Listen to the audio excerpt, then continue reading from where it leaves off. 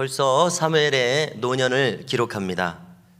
어제 본문이 사무엘의 생애 전체를 요약해 주었던 본문이었습니다.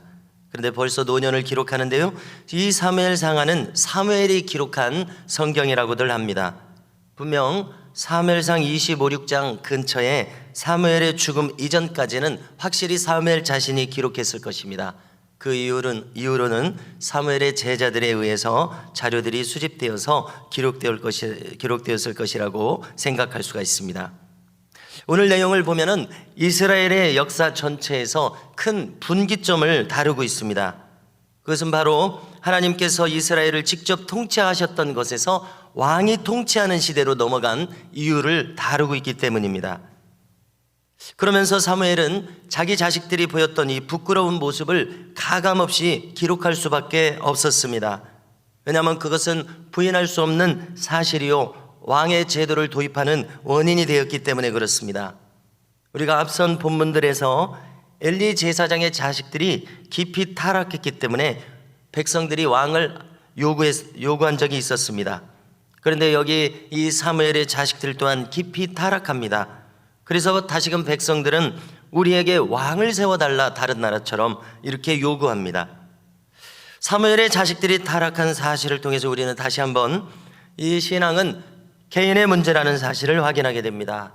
신앙은 혈통으로 물려줄 수 없습니다. 육정으로 그를 사랑해서 물려줄 수 없습니다. 사람의 뜻으로 가지고 싶다고 가질 수 있는 것이 아닙니다. 신앙은 바로 내가 나의 의지로 믿음을 고백해서 가지게 되는 것입니다. 남이 해주는 것이 아닙니다. 그래서 내가 천국을 좋아하고 천국 지향적으로 살아가면 천국에 속한 백성이 될 것입니다. 그러나 내 마음이 지옥을 좋아하고 그것을 따르면 바로 거기에 속한 사람이 될 것입니다. 그래서 모든 것은 자기가 선택해서 자기가 가는 길입니다. 그렇기 때문에 우리는 오늘 내가 무엇을 생각하고 무엇을 선택하고 있는지가 그처럼 중요한 것을 다시금 깨닫게 됩니다. 사무엘의 자식들의 이름을 소개해 주고 있습니다. 그런데 그 이름의 뜻이 참 좋습니다. 자, 첫째 아들은 요엘입니다. 요는 여호와라는 뜻이요, 엘은 엘로힘, 하나님이라는 뜻입니다. 무슨 뜻입니까? 여호와는 하나님이시다. 아주 단순하면서 큰 것을 담고 있는 이름인 것을 알 수 있습니다. 또 둘째는 아비야입니다. 아비는 나의 아버지라는 뜻입니다. 야는 여호와라는 뜻입니다. 그럼 무슨 뜻이 됩니까? 여호와는 나의 아버지시라. 얼마나 크고 좋은 이름입니까? 단순하며 좋은 이름입니다.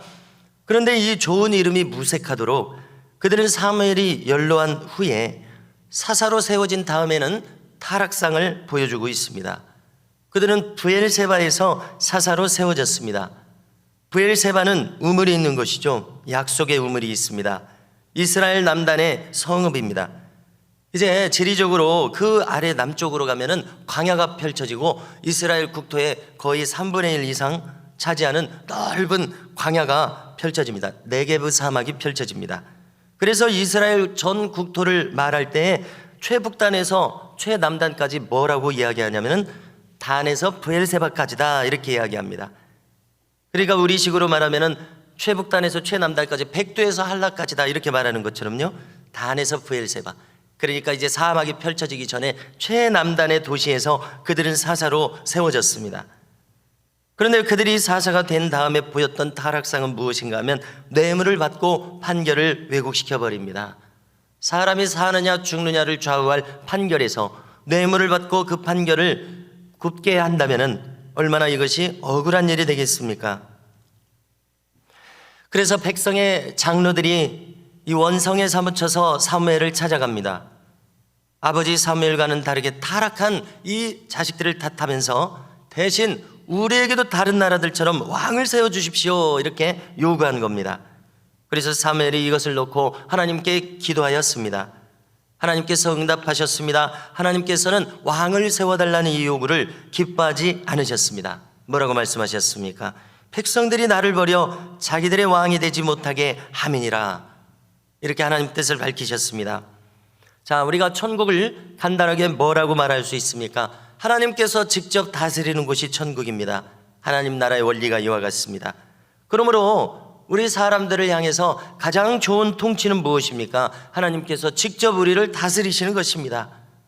아무리 생각해봐도 인간 왕의 통치는 불완전합니다. 인간의 정치 제도는 불완전합니다. 그런데 여기 이 사무엘의 두 아들 요엘과 아비야, 사사로 세워져서 백성들을 다스리고 사사라는 판사라는 뜻입니다.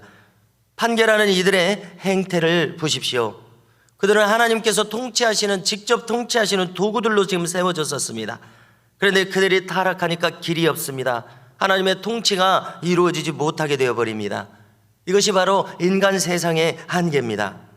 그런데 인간 왕을 세워도 마찬가지입니다. 하나님께서는 이제 사무엘에게 응답하시기를, 그래, 그렇다면 인간의 왕을 세우되, 인간의 왕을 세운다면 그 제도가 어떤 단점들을 가지고 있는지를 그것을 낱낱이 밝혀서 말씀하십니다. 한 7, 8가지나 이렇게 길게 낱낱이 이야기하십니다. 그것을 우리가 요약한다면 세금을 내야 됩니다. 자식들을 군사로 왕한테 내줘야 됩니다. 또 딸들을 궁녀로 왕한테 내줘야 됩니다. 백성들이 왕에게 공을 세운 공신들의 종이 될 것이다. 땅도 빼앗길 것이다. 이렇게 이야기합니다. 그래서 만일 나중에 후일에 이 왕으로 인하여서 고통당하여 부르짖는다 할지라도 하나님께서는 응답해 주지 않을 것이다. 이렇게 경고하셨습니다. 자, 이렇게 하나님의 응답을 전해들은 백성들은 뭐라고 답을 합니까? 사무엘에게 이야기합니다.